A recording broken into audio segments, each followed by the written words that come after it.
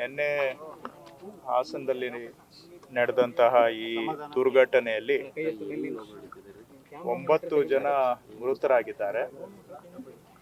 ಇದಲ್ಲದೆ ಒಬ್ಬರು ಇನ್ನೂ ಸ್ವಲ್ಪ ಕ್ರಿಟಿಕಲ್ ಹಂತದಲ್ಲಿದ್ದಾರೆ, ಆಸ್ಪತ್ರೆಯಲ್ಲಿದ್ದಾರೆ. ಸುಮಾರು 20 ಜನ ಇನ್ನೂ ಆಸ್ಪತ್ರೆಯಲ್ಲಿ, ಕೆಲವರಿಗೆ ಗಂಭೀರ ಗಾಯ ಆಗಿದೆ, ಕೆಲವರಿಗೆ ಫ್ರ್ಯಾಕ್ಚರ್ ಆಗಿದೆ, ಇನ್ನು ಕೆಲವರಿಗೆ ಸಣ್ಣ ಪುಟ್ಟ ಗಾಯ ಆಗಿದೆ. 20 ಜನ ಇನ್ನೂ ಆಸ್ಪತ್ರೆಯಲ್ಲಿದ್ದಾರೆ. ಅದರ ಪೈಕಿ ಒಬ್ಬರು ಸ್ವಲ್ಪ ಇನ್ನೂ ಅವರು ಅಪಾಯದಿಂದ ಹೊರಗಡೆ ಬಂದಿಲ್ಲ, ಸ್ಟೇಬಲ್ ಆಗಿದ್ದಾರೆ, ಆದರೆ ಇನ್ನೂ ಕೂಡ ಅಪಾಯದಿಂದ ಹೊರಗೆ ಬಂದಿದ್ದಾರೆ ಅಂತ ಹೇಳಲಿಕ್ಕೆ ಆಗುವುದಿಲ್ಲ. ನಿನ್ನೆ ಸ್ಥಳದಲ್ಲಿ ಮತ್ತು ಆಸ್ಪತ್ರೆಯಲ್ಲಿ ಸೇರಿಸಿದ್ರೆ 9 ಜನ ಈ ದುರ್ಘಟನೆಯಲ್ಲಿ ಮೃತರಾಗಿದ್ದಾರೆ. ಇದೊಂದು ಹೃದಯ ವಿದ್ರಾವಕ ಘಟನೆ, ಕರಳು ಕಲಕುವಂತಹ ಒಂದು ದುರ್ಘಟನೆ. ಸರ್ಕಾರದ ಪರವಾಗಿ ನಾನು ಈ ದುರ್ಘಟನೆಯಲ್ಲಿ ಪ್ರಾಣಹಾನಿ ಆದಂಥವರು ಮತ್ತು ಅವರ ಕುಟುಂಬದವರಿಗೆ ಮತ್ತು ಗಾಯಾಳುಗಳು ಅವರ ಕುಟುಂಬದವರಿಗೆ ಎಲ್ಲರಿಗೂ ಕೂಡ ನಾನು ವಿಷಾದವನ್ನು ವ್ಯಕ್ತಪಡಿಸ್ತೇನೆ. ಇದು ಅವರು ಕುಟುಂಬದವರಿಗೆ ಆಗಿರುವ ನಷ್ಟ ನಾವು ಭರಿಸ್ಲಿಕ್ಕೆ ಕಷ್ಟ. ನಮ್ಮ ಮಾತಿನಿಂದ ಅವರಿಗೆ ಏನು ಕೂಡ ಸಮಾಧಾನ ಆಗೋದಿಲ್ಲ. ಆದರೆ ಅವರ ದುಃಖದಲ್ಲಿ ನಾವು ಕೂಡ ದುಃಖಿಗಳಾಗಿ ಭಾಗಿಯಾಗಿದ್ದೇವೆ. ಯಾಕೆಂದರೆ ಇಂಥ ಘಟನೆ ನಮ್ಮ ಮನುಷ್ಯರ ಮನಸ್ಸನ್ನು, ಹೃದಯವನ್ನು ಕಲಕುವಂತಹ ಘಟನೆಗಳು. ಇದು ರಸ್ತೆ ಮೇಲೆ ಆಗಿರುವಂತಹ ಒಂದು ಅಪಘಾತವೂ ಸಹ ಹೌದು. ದುರ್ಘಟನೆ ಅನ್ನೋದರ ಜೊತೆಗೆ ಒಂದು ರಸ್ತೆಯ ಅಪಘಾತವೂ ಕೂಡ ಹೌದು. ಏನೇ ಆದರೂ ಕೂಡ ಇಷ್ಟು ದೊಡ್ಡ ಪ್ರಮಾಣದಲ್ಲಿ ಸಾವು ನೋವು ಆದಾಗ ನಾವ್ಯಾರು ಕೂಡ ಮನುಷ್ಯರಾಗಿರ್ತಕ್ಕಂಥವರು ಸಹಿಸ್ಕೊಳ್ಳಿಕ್ಕೆ ನಮ್ಮ ಸಹನೆಯ ಕಟ್ಟೆಯನ್ನು ಮೀರ್ತಕ್ಕಂತಹ ಒಂದು ದುರ್ಘಟನೆ ನಡೆದಿದೆ. ಮತ್ತೊಮ್ಮೆ ಇದಕ್ಕೆ ದುಃಖವನ್ನು ನಾನು ಸಹ ಅವರ ದುಃಖದಲ್ಲಿ ಭಾಗಿಯಾಗ್ತಾ, ಎರಡನೇದು, ಈಗ ಯಾರ್ಯಾರು ಸದ್ಯ ಆಸ್ಪತ್ರೆಯಲ್ಲಿದ್ದಾರೆ ಅವರೆಲ್ಲರಿಗೂ ಕೂಡ ಚಿಕಿತ್ಸೆ ವ್ಯವಸ್ಥೆಯನ್ನು ಮಾಡಲಾಗಿದೆ. ಜಿಲ್ಲಾಡಳಿತದವರು ರಾತ್ರಿಯೇ ಕಾರ್ಯೋನ್ಮುಖರಾಗಿ, ರಾತ್ರಿ ಎಷ್ಟೊತ್ತಾದರೂ ಸರಿ ಕುಟುಂಬದವರಿಗೆ ಆಗಿರುವ ನಷ್ಟದ ಜೊತೆಗೆ ಆಸ್ಪತ್ರೆ ಹತ್ರ ಅವರು ಕಾಯುವಾಗೆ ಅಲೆಯುವಾಗೆ ಆಗಬಾರ್ದು ಅಂತೇಳಿ ರಾತ್ರಿ ಸುಮಾರು 3-3:30 ಗಂಟೆ ಅಷ್ಟೊತ್ತಿಗೆ ಎಲ್ಲ ಮೃತರದ್ದು ಅವ್ರದ್ದು ಏನು ಕಾನೂನುಬದ್ಧವಾಗಿ ಏನೆಲ್ಲ ಪ್ರಕ್ರಿಯೆಗಳು ಅವಶ್ಯಕತೆ ಇತ್ತು ಅವೆಲ್ಲವನ್ನು ಮುಗಿಸಿ ಕುಟುಂಬದವರಿಗೆ ರಾತ್ರಿನೇ 3 ಗಂಟೆ ಅಷ್ಟೊತ್ತಿಗೆ ಬಾಡಿಗಳನ್ನು ಕೊಟ್ಟು ಅವ ಬಾಡಿ ಎಲ್ಲನೂ ಕೂಡ ಊರುಗಳಿಗೆ ಸಾಗಾಣಿಕೆ ಮಾಡುವಂಥ ಕೆಲಸವನ್ನು ಜಿಲ್ಲಾಡಳಿತದವರು ಮಾಡಿದ್ದಾರೆ. ನಾನು ಅವರಿಗೆ ಸೂಚನೆ ಕೊಟ್ಟಿದ್ದೆ, ರಾತ್ರಿ ಎಷ್ಟೊತ್ತಾದರೂ ಕೂಡ ಏನೇ ನಿಮ್ಮದು ಮೆಡಿಕಲ್ಲು ಲೀಗಲ್ಲು ಪ್ರೊಸೀಜರ್ ಇದ್ದರೂ ಕೂಡ ಅದನ್ನೆಲ್ಲ ರಾತ್ರಿನೇ ಮುಗಿಸಿ ಅವ್ರಿಗೆ ಬಾಡಿ ತಕ್ಷಣ ಕೊಟ್ಬಿಡಿ. ಯಾಕಂದರೆ ಮೊದಲೇ ನೋವಿನಲ್ಲಿದ್ದಾರೆ. ಆ ನೋವಿನಲ್ಲಿ ಎಲ್ಲೋ ಬಂದು ಆಸ್ಪತ್ರೆ ಹತ್ರ ಬಾಗಿಲು ಕಾಯ್ಕೊಂಡು ನಿಂತ್ಕೊಳ್ಳುವಂಥದ್ದು ಆಗಬಾರ್ದು. ಅದರಿಂದ ಅವರ ನೋವು ಮತ್ತಷ್ಟು ಉಲ್ಬಣ ಆಗುತ್ತೆ ಅಂಥೇಳಿ ರಾತ್ರಿನೇ ಆ ಪ್ರಕ್ರಿಯೆಯನ್ನು ಮುಗಿಸಿ ಸರ್ಕಾರದಿಂದನೇ ಅದಕ್ಕೆ ಬೇಕಾದಂಥ ವಾಹನಗಳು ಎಲ್ಲ ವ್ಯವಸ್ಥೆ ಮಾಡಿ ನಾವು ಮತ್ತು ಬೇರೆ ಜಿಲ್ಲೆಯಲ್ಲಿ ಏನು 3 ಮೃತರಾಗಿದ್ದಾರೆ ಅವರಿಗೂ ಕೂಡ ಬಾಡಿಯನ್ನು ಹ್ಯಾಂಡ್ ಓವರ್ ಮಾಡಿ ಅಲ್ಲಿಗೆ ಹೋಗುವಂಥದ್ದು ಕೂಡ ಆಗಿದೆ. ಸೊ ಉಳಿದವರು ಚಿಕಿತ್ಸೆ ಪಡಿತಾ ಇರೋರ ಮೇಲೆ ಕೂಡ ನಾವು ಜಿಲ್ಲಾಡಳಿತ ನಿಗಾ ಇಟ್ಟಿದ್ದೇವೆ. ನಾನು DHO ಅವ್ರ ಹತ್ರನೂ ಬೆಳಿಗ್ಗೆ ಇಲ್ಲಿಗೆ ಬರೋದಕ್ಕೆ ಮೊದಲು ಜಿಲ್ಲಾಧಿಕಾರಿಗಳು, SP ಅವರು, CEO, DHO, Hassan institute of medical science director, AC, tahsildar ಅವ್ರನ್ನೆಲ್ಲ ಕರೆಸಿ ಬೆಳಿಗ್ಗೆನೇ ಮೀಟಿಂಗ್ ಮಾಡಿದ್ದೇನೆ. ಆಸ್ಪತ್ರೆಯಲ್ಲಿ ಯಾರಿದ್ದಾರೆ ಅವ್ರನ್ನ ನಿಗಾ ವಹಿಸಿ ನೋಡಬೇಕು ಅಂತಲೂ ಕೂಡ ಹೇಳಿದ್ದೇನೆ. ಇನ್ನು 3ನೇ ವಿಷಯ, ಅವರು ಘಟನೆ ಆದಾಗ ನಾನು ಎಕ್ಸ್ಪರ್ಟ್ ಅಲ್ಲ, ನಿಮ್ಮ ಹಾಗೆ ನಾನು ಕೂಡ ವಿಡಿಯೋ ನೋಡಿದ್ದೇನೆ, ಆಮೇಲೆ ಸ್ವಲ್ಪ ಪೊಲೀಸರ ಹತ್ರನೂ ಕೂಡ ಮಾತಾಡಿದ್ದೇನೆ. ಅವರು ಹೇಳುವಂಥದ್ದು ಮೊದಲಿಗೆ ಬೈಕ್ಗೆ ತಾಗಿರುವಂಥದ್ದು, ಹೊಡೆದಿರುವಂಥದ್ದು ನೀವು ಎಲ್ಲರೂ ಕೂಡ ನೋಡಿದ್ದೀರ. ಅದಾದಾಗ ಅದಕ್ಕೆ ಮೊದಲು ಸ್ವಲ್ಪ ಬ್ರೇಕ್ ಹಾಕಿದ್ದಾರೆ. ಆ ಬೈಕ್ ಘಟನೆ ಆದಮೇಲೆ ಮತ್ತೆ ಗಾಡಿ ವೇಗ ಪಡ್ಕೊಂಡಿದೆ. ವೇಗ ಪಡ್ಕೊಂಡು ಮೀಡಿಯನ್ ಕ್ರಾಸ್ ಆಗಿ ಇನ್ನೊಂದು ಕಡೆಗೆ ಜಂಪ್ ಆಗಿದೆ. ಸೊ ಹಾಗಾಗಿ ಸ್ವಾಭಾವಿಕವಾಗಿ ಒಂದು ಅನುಮಾನ ಉದ್ಭವ ಆಗುತ್ತೆ. ಬೈಕ್ ತಾಗೋದಕ್ಕೆ ಮೊದಲು ಸ್ವಲ್ಪ ಬ್ರೇಕ್ ಹಾಕಿದ್ದ ಗುರುತು ರಸ್ತೆ ಮೇಲೆ ಇದೆ. ಸೊ ಬ್ರೇಕ್ ಹಾಕಿದಂಥವ್ರು ಆನಂತರ ಎಲ್ಲೋ ಒಂದು ಕಡೆ ಯಾವ ಕಾರಣಕ್ಕೆ ಗೊತ್ತಿಲ್ಲ ಆಕ್ಸಿಲರೇಟರ್ನ ಒತ್ತಿದಂಗೆ ಕಾಣ್ತಾರೆ. ಆಕ್ಸಿಲರೇಟರ್ ಒತ್ತಿದ್ರಿಂದಾನೇ ಗಾಡಿ ಮೀಡಿಯನ್ನನ್ನು ಕೂಡ ಜಂಪ್ ಆಗಿ ಬಂದೋಬಸ್ತಾಗಿದ್ದಂಥ ಮೀಡಿಯನನ್ನು ಜಂಪ್ ಮಾಡಿ ಇನ್ನೊಂದು ಕಡೆಗೆ ಹೋಗಿ ಇಷ್ಟು ಸಾವು ನೋವಿಗೆ ಕಾರಣ ಆಗಿದೆ. ಸಾರ್ವಜನಿಕರು ಇವರು ಯಾವ ಸ್ಥಿತಿಯಲ್ಲಿದ್ದರು ಡ್ರೈವರು ಅಂತ ಪ್ರಶ್ನೆ ಸ್ವಾಭಾವಿಕವಾಗಿ ಉದ್ಭವ ಆಗುತ್ತೆ ಇಂಥ ಸಂದರ್ಭದಲ್ಲಿ. ನಾನು ಈಗಾಗಲೇ ಅವ್ರದ್ದು ಬ್ಲಡ್ ಸ್ಯಾಂಪಲನ್ನು ರಾತ್ರಿನೇ ನಾವು ತೆಗೆದಿದ್ದೇವೆ. ಈಗಲ್ಲ, ರಾತ್ರಿನೇ ಬ್ಲಡ್ ಸ್ಯಾಂಪಲ್ಲು ಡ್ರಾ ಆಗಿದೆ. ಹಾಸನ್ ಇನ್ಸ್ಟಿಟ್ಯೂಟ್ ಆಫ್ ಮೆಡಿಕಲ್ ಸೈನ್ಸಲ್ಲಿ ಗೌರ್ಮೆಂಟ್ ಸುಪರ್ದಿಯಲ್ಲಿನೇ ಅವ್ರದ್ದು ಬ್ಲಡ್ ಸ್ಯಾಂಪಲ್ ಡ್ರಾ ಆಗಿದೆ. ಆ ಬ್ಲಡ್ ಸ್ಯಾಂಪಲನ್ನು ನಾವು FSL ವಿಧಿವಿಜ್ಞಾನ ಪ್ರಯೋಗಾಲಯಕ್ಕೆ ಕಳಿಸ್ಕೊಡ್ತಾ ಇದ್ದೀವಿ. ಈಗ ಅಲ್ಲಿ ಅವರು ಕೂಡ ಟೆಸ್ಟ್ ಮಾಡಿ ರಿಸಲ್ಟ್ಸನ್ನು ಕೂಡಲೇ ಕೊಡಬೇಕು ಅಂತ ಅವ್ರ ಹತ್ರನೂ ಕೂಡ ಮಾತಾಡಿದ್ದೀವಿ. ಅವರು ಏನಾದರೂ ಬೇರೆ ಒಂದು ಇನ್ಫ್ಲೂಯೆನ್ಸಲ್ಲಿ ಇದ್ರಾ ಅನ್ನುವಂಥ ಅದನ್ನು ಕೂಡ ಇಲ್ಲಿ ಹಾಸನ್ ಇನ್ಸ್ಟಿಟ್ಯೂಟ್ ಆಫ್ ಮೆಡಿಕಲ್ ಸೈನ್ಸಲ್ಲಿ ಅದು ಈ ನ್ಯಾರ್ಕೋಟಿಕ್ ಸಬ್ಸ್ಟೆನ್ಸಸ್ ಅಂದರೆ ಡ್ರಗ್ಸು ಅದಕ್ಕೆ ಟೆಸ್ಟ್ ಮಾಡುವಂಥ ಅದಕ್ಕೆ ಕಿಟ್ ಇದೆ. ಅದನ್ನು ಟೆಸ್ಟ್ ಮಾಡಿದಾಗ ಡ್ರಗ್ಸ್ ಸ್ವರೂಪದ್ದು ಯಾವುದು ಕೂಡ ಅವರ ರಕ್ತದಲ್ಲಿ ಕಂಡು ಬಂದಿಲ್ಲ. ಇನ್ನು ಏನಾದರೂ ಪಾನಮತ್ತರಾಗಿದ್ರಾ ಅನ್ನುವಂಥ ಪ್ರಶ್ನೆನೂ ಕೂಡ ಚರ್ಚೆ ನಡೀತಾ ಇದೆ. ಅದಕ್ಕೆ ನಾವು ವಿಧಿವಿಜ್ಞಾನ ಪ್ರಯೋಗಾಲಯಕ್ಕೆ ಅವರ ರಕ್ತದ ಸ್ಯಾಂಪಲನ್ನು ಕಳಿಸ್ಕೊಟ್ಟಿದ್ದೇವೆ. ಅಲ್ಲಿಗೆ ಪರೀಕ್ಷೆ ಫಲಿತಾಂಶ ತಕ್ಷಣ ನಮಗೆ ಕಳಿಸ್ಕೊಡ್ಬೇಕು ಅಂತ ಕೂಡ ನಾನು ಅವ್ರಿಗೆ ಮನವಿ ಮಾಡಿದ್ದೇನೆ. ಸೊ ಬಂದಾಗ ಗೊತ್ತಾಗುತ್ತೆ ಅವ್ರು ಏನಾದರೂ ಯಾವುದಾದ್ರೂ ಪಾನಮತ್ತರಾಗಿದ್ರಾ ಅನ್ನುವಂಥದ್ದು. ಅದರ ಆಧಾರದ ಮೇಲೆ ಅವ್ರ ಮೇಲೆ ಮುಂದಿನ ಕ್ರಮವನ್ನು ಕೂಡ ನಾವು ಜರುಗಿಸ್ತೇವೆ. ಸೊ ಇನ್ನು ಸ್ಥಳೀಯವಾಗಿ ಜನ ಭೇಟಿ ಮಾಡಿದಾಗ ನಾನಾ ಸಲಹೆಗಳನ್ನು, ಬೇಡಿಕೆಗಳನ್ನು, ಒತ್ತಾಯಗಳನ್ನು ಜನರು ಮಾಡಿದ್ದಾರೆ. ಅವೆಲ್ಲವುಗಳ ಬಗ್ಗೆನೂ ಕೂಡ ಸರ್ಕಾರ ಸ್ವಲ್ಪ ಇಂಥ ಸಂದರ್ಭದಲ್ಲಿ ಸಹಾನುಭೂತಿಯಿಂದ ವರ್ತನೆ ಮಾಡಬೇಕಾಗಿರೋದು ನಮ್ಮ ಧರ್ಮ ಕರ್ತವ್ಯ. ಅವರ ಸಲಹೆಗಳನ್ನು ಕೂಡ ನಾವು ಪರಿಶೀಲಿಸಿ ಪರಿಗಣನೆಗೆ ತೆಗೆದುಕೊಂಡು ನಾನು ಯಾವ್ಯಾವ ಇಲಾಖೆಯವರಿಗೆ ಅವ್ರು ಏನೇನು ಸಲಹೆ ಕೊಟ್ಟಿದ್ದಾರೆ ಅದನ್ನೆಲ್ಲವನ್ನು ಸ್ವಲ್ಪ ಫಾಲೋ ಅಪ್ ಮಾಡ್ತೇವೆ.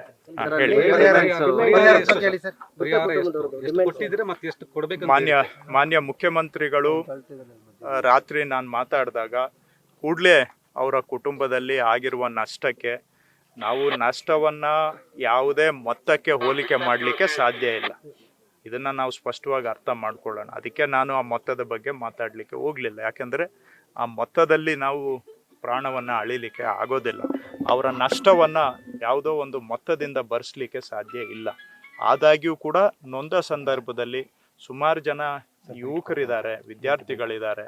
ಇನ್ನು ಕೆಲವರು ಇಲ್ಲಿ ಪ್ರಭಾಕರ್ ಅವರು ಸುಮಾರು 58 ವಯಸ್ಸು 58 ವಯಸ್ಸು ಆಗಿರುವಂಥವರು ಇದ್ದಾರೆ.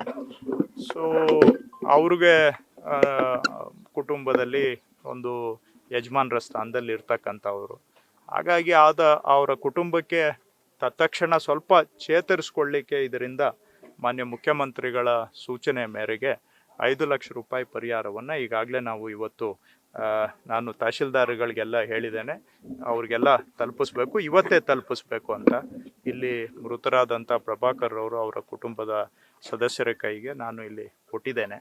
ಅವರು ಸ್ಥಳೀಯವಾಗಿ ಹೆಚ್ಚಿನ ಪರಿಹಾರ ಕೊಡಬೇಕು ಅಂತ ಸ್ಥಳೀಯ ಜನ ಒತ್ತಾಯ ಮಾಡಿದ್ದಾರೆ, ಭಾಳ ಪ್ರಬಲವಾಗಿ ಒತ್ತಾಯ ಮಾಡಿದ್ದಾರೆ. ಆ ವಿಷಯವನ್ನು ನಾನು ಮುಖ್ಯಮಂತ್ರಿಗಳ ಜೊತೆಗೆ ನಾನು ಮಾತಾಡ್ತೇನೆ. ಉಳಿದಾಗೆ ಮಾನ್ಯ ಮುಖ್ಯಮಂತ್ರಿಗಳು 5 ಲಕ್ಷ ರೂಪಾಯಿ ಪರಿಹಾರವನ್ನು ಕೊಡಬೇಕು ಅಂತ ಹೇಳಿದ್ದಾರೆ. ಹಾಗೂ ಅವರ ವೈದ್ಯಕೀಯ ವೆಚ್ಚಗಳನ್ನು ಕೂಡ ಸರ್ಕಾರವೇ ಭರಿಸಬೇಕು ಅನ್ನುವಂಥದ್ದನ್ನು ಹೇಳಿದ್ದಾರೆ. ಸೊ ಇವೆರಡೂ ಕೆಲಸವನ್ನು ನಾವು ಮಾಡ್ತಾ ಇದ್ದೇವೆ. ಉಳಿದಂತೆ ಸ್ಥಳೀಯರಿಂದ ಬಂದಿರತಕ್ಕಂಥ ಒತ್ತಾಯ ಬೇಡಿಕೆಗಳನ್ನು ನಾನು ಮಾತಾಡ್ತೇನೆ. ಕೇಳ್ತಿದ್ದಾರೆ. ಈಗ ಒಂದು ಲೈಫ್ ಅನ್ನ ಸಾಕ್ತಾರೆ. ಎಷ್ಟೋ ಜನಕ್ಕೆ ತಂದೆ ಇಲ್ಲ, ತಾಯಿ ಒಬ್ಬರೇ ಇದ್ದಾರೆ, ಒಂದೇ ಅಣ್ಣ ತಮ್ಮಂದಿರು ಸತ್ತಿದ್ದಾರೆ. ಬೇಸಿಕಲಿ ಫಸ್ಟ್ ಆಕ್ಸಿಡೆಂಟ್ ಆಗಿದೆ ಪ್ರಭು ಅವರು ಸ್ಕೂಟ್ರಿಗೆ ಹೊಡೆಯೋದು. ಅವ್ರು ಜನ ಕೇಳ್ತಿದ್ರೆ ಕನಿಷ್ಠ 25 ಲಕ್ಷ ಕೊಡ್ಬೇಕು. ಇರ್ಲಿ, ಆಯ್ತು, ಮಾತಾಡ್ತೇವೆ. ಅವ್ರು ಹೇಳಿದ್ದಾರೆ, ಅದನ್ನ ಸರ್ಕಾರನು ಕೂಡ ಪರಿಗಣನೆ ಮಾಡುತ್ತೆ. ತತ್ಕ್ಷಣ ರಾತ್ರಿ ಏನ್ ಮುಖ್ಯಮಂತ್ರಿಗಳು ಹೇಳಿದ್ದಾರೆ ಅದನ್ನ ಇವತ್ತು ಅವ್ರ ಕುಟುಂಬಕ್ಕೆ ತಲುಪಿಸ್ತಾ ಇದ್ದೇವೆ. ಉಳಿದಿದ್ದು ಮುಂದೆ ನಾವು ಅವರ ಭಾವನೆಗಳನ್ನ ನಾನು ಇನ್ನೂ ಬೇರೆ ಕಡೆನೂ ಕೂಡ ಈಗ ಇನ್ನೂ ವಿಸಿಟ್ ಮಾಡೋದಿದೆ. ಎಲ್ಲಾರ್ದು ಜನಗಳದ ಅಭಿಪ್ರಾಯ ತೆಗೆದುಕೊಂಡು ನಾನು ಮಾತಾಡ್ತೇನೆ. ಆಯ್ತಪ್ಪ, ಬೇರೆ ವಿಷಯ ನಿಮ್ ಪ್ರಶ್ನೆಗೆ ಉತ್ತರ ಕೊಟ್ಟಿದ್ದೇನೆ. ನೋಡಿ, ಇದು ತಾವು ಕೂಡ ವಿಡಿಯೋ ನೋಡಿದ್ದೀರಿ. ವಿಡಿಯೋದಲ್ಲಿ ಇದು ಸ್ಪಷ್ಟವಾಗಿ ಇನ್ನೂ ಒಂದು ರೋಡ್ ಆಕ್ಸಿಡೆಂಟ್ ಥರ ಕಾಣ್ತಾ ಇದೆ. ಇದು ನಾನೇನು ಎಕ್ಸ್ಪರ್ಟ್ ಒಪಿನಿಯನ್ ಅಲ್ಲ ಅಥವಾ ಗೌರ್ಮೆಂಟ್ ಸ್ಟ್ಯಾಂಡು ಅಲ್ಲ. ನೀವು ಒಬ್ಬರು ಸಾಮಾನ್ಯ ಜನ ಇದ್ದಾಗೆ ನಾನು ನೋಡಿದಾಗೆ ನನ್ನ ಆ ಒಂದು ಸಾಮಾನ್ಯ ವ್ಯಕ್ತಿಯಾಗಿ ಮಾತಾಡುವಂಥ ಸಂದರ್ಭದಲ್ಲಿ ಕಾಣುವಂಥದ್ದು ಇದು ರೋಡ್ ಆಕ್ಸಿಡೆಂಟದ ರೀತಿಯಲ್ಲಿ ಕಾಣ್ತಾ ಇದೆ. ಭದ್ರತಾ ವೈಫಲ್ಯ ಇದೆಯಾ ಅನ್ನೋದನ್ನು ಕೂಡ ನಾವು ಪರಿಶೀಲನೆ ಮಾಡ್ತೇವೆ. ಈಗ ಮೇಲ್ನೋಟಕ್ಕೆ ನಾನು ಇದೆ ಅಂತಲೂ ಹೇಳಕ್ಕೆ ಹೋಗೋದಿಲ್ಲ, ಇಲ್ಲ ಅಂತಲೂ ಹೇಳಲಿಕ್ಕೆ ಹೋಗೋದಿಲ್ಲ. ಅದನ್ನ ನಾನು ಮೇಲೆ ಹಿರಿಯ ಅಧಿಕಾರಿಗಳ ಕಡೆಯಿಂದ ಅದನ್ನು ಕೂಡ ನಾವು ವಿಚಾರ ಮಾಡ್ತೇವೆ.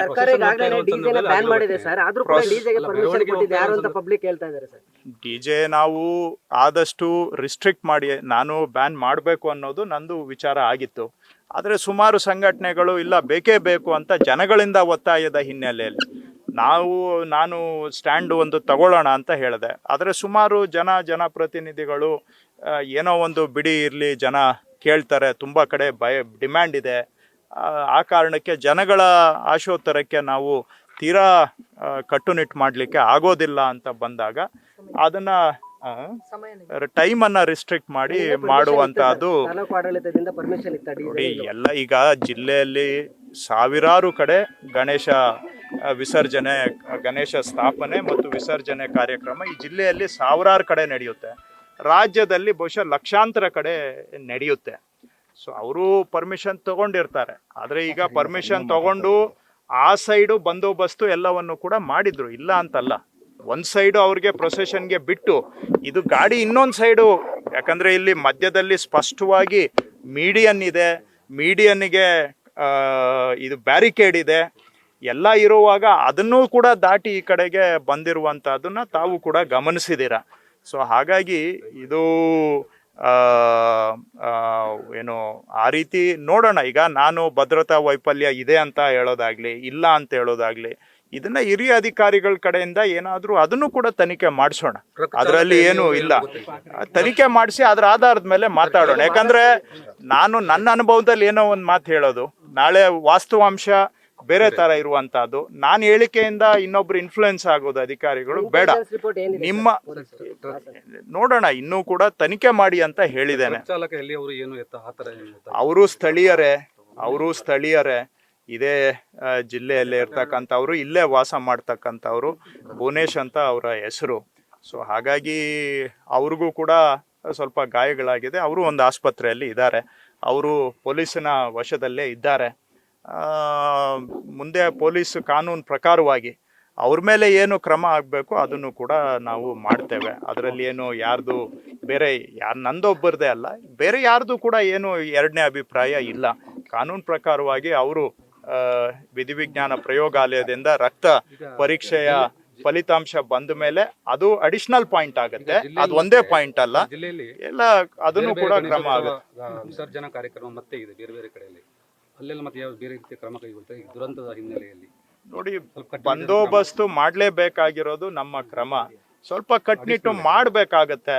ಈಗ ಏನಾಗುತ್ತೆ, ಕಟ್ನಿಟ್ಟು ಮಾಡಿದ್ರೆ ನೀವೇ ಹೇಳ್ತೀರಾ ನಾಳೆ ಜನಗಳ ಭಾವನೆಯನ್ನ ನೀವು ಅರ್ಥ ಮಾಡ್ಕೋತಾ ಇಲ್ಲ ಅಂತ ಅದಕ್ಕೊಂದು ಟೀಕೆ ಬರುತ್ತೆ.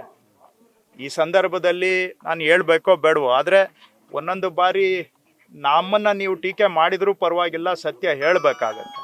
ನಾನು ಮೊದಲೇ ಗಣೇಶ ಆರಂಭ ಆಗೋದಕ್ಕೆ, ಉತ್ಸವ ಆರಂಭ ಆಗೋದಕ್ಕೆ ಮೊದಲೇ ಅಧಿಕಾರಿಗಳ ಜೊತೆಗೆ ಮಾತಾಡಿದೆ. ಸ್ವಲ್ಪ ಇದು ಈಗ ಅಲ್ಲಿ ಏನೇನೋ ನಡೀತದೆ ಅಲ್ಲಿ, ಈಗ ಅದನ್ನ ನಡೆಯೋದು ನಡೀತದೆ, ಈಗ ನಡೀತು ಅಂತ ಹೇಳಿದ್ರೆ ನೀವು ನನ್ನ ಮೇಲೆ ಮತ್ತೆ ಇನ್ನೊಂದು ಥರ ಮಾಡ್ತೀರಿ. ಆದರೆ ಅಲ್ಲಿ ಏನೆಲ್ಲ ನಡೀತದೆ ನಿಮಗೂ ಗೊತ್ತಿದೆ. ಇದನ್ನ ಸ್ವಲ್ಪ ಶಿಸ್ತುಬದ್ಧವಾಗಿ ಧಾರ್ಮಿಕ ಕೆಲಸ, ದೇವ್ರ ಕೆಲಸ ಮಾಡೋದಕ್ಕೆ ಸಂಪೂರ್ಣ 100ಕ್ಕೆ 100 ಸಹಕಾರ. ಆದರೆ ಅದರ ಜೊತೆಗೆ ಬೇರೆ ಬೇರೆನೂ ಕೂಡ ನಡೀತವೆ. ಅದನ್ನ ಸ್ವಲ್ಪ ನಾವು ಸಮಾಜದಲ್ಲಿ ಎಲ್ಲರೂ ಸಹಕಾರ ಕೊಟ್ಟರೆ ನಾವು ಸಹ ಅದನ್ನ ಒಂದು ಕಟ್ನಿಟ್ಟಾಗಿ ಮಾಡ್ಬೋದು. ಇಲ್ಲ ನಾವಾಗಿ ಏಕಾಏಕಿ ನಾವು ಕಟ್ನಿಟ್ಟು ಮಾಡೋಕೆ ಹೋದಾಗ ನೀವು ಜನಗಳ ಭಾವನೆ ನಿಮಗೆ ಅರ್ಥ ಆಗೋದಿಲ್ಲ, ನೀವು ಧಾರ್ಮಿಕ ಭಾವನೆಯನ್ನ ಅರ್ಥ ಮಾಡ್ಕೋತಾ ಇಲ್ಲ ಅನ್ನುವಂಥ ತಿರುವು ಕೊಡುವಂಥದ್ದು ಕೂಡ ನಿಮಗೆಲ್ಲ ಗೊತ್ತಿದೆ ಇದು. ಸೊ ಹಾಗಾಗಿ ಎರಡನ್ನೂ ನಾವು ಬ್ಯಾಲೆನ್ಸ್ ಮಾಡಬೇಕಾಗತ್ತೆ, ಇಲ್ಲ ಅಂತಲ್ಲ. ಸೊ ಆದರೂ ಸ್ವಲ್ಪ ನೀವು ಹೇಳ್ತಾ ಇರೋ ಹಾಗೆ ಸ್ವಲ್ಪ ಈ ಘಟನೆ ಆಗಿರುವಂಥ ಹಿನ್ನೆಲೆಯಲ್ಲಿ ಸ್ವಲ್ಪ ನಾವು ರಿಸ್ಟ್ರಿಕ್ಟ್ ಮಾಡಬೇಕು. ಇದೇ ಥರ ರೋಡ್ ಆಕ್ಸಿಡೆಂಟ್ ಆಗುತ್ತೆ ಅಂತ ನಾನು ಹೇಳಲಿಕ್ಕೆ ಹೋಗಲ್ಲ, ಬೇರೆ ಥರ ಘಟನೆ ಆಗ್ಬೋದು.